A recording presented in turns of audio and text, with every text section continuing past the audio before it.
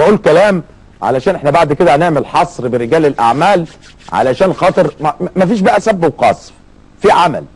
رجل الاعمال اللي مش هيشارك معانا بالفلوس في هذه المسيره وفي تدعيم الجيش الشعبي هنطلع اسمه ان هو من الخونه على طول، من الخونه ومن بقايا المماليك، وربما يكون متورط في الاحداث، مش هنسيبه. انا بعلن لرجال الاعمال وهم عارفين نفسهم، اذا ما جبتوش فلوس علشان ندعم الجيش الشعبي ونطلع على بورصه، اقسم بالله ما هسيبكم. عليك انا تخلونيش اغلط، اقسم بالله ما هسيبكم اذا ما جبتوش فلوس لدعم تحرك الجيش الشعبي.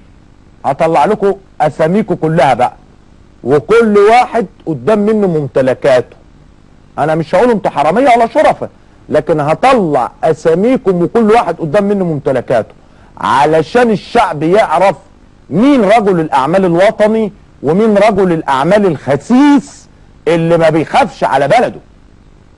اذا ما جبتوش فلوس علشان الاتوبيسات اللي هجيبها واروح بورسعيد، وعلشان الاتوبيسات اللي هجيبها واروح الاقصر، وعلشان الاتوبيسات اللي هجيبها واروح اسوان، وعلشان الاتوبيسات اللي هجيبها واروح البحر الاحمر، اقسم بالله ما هسيبكم.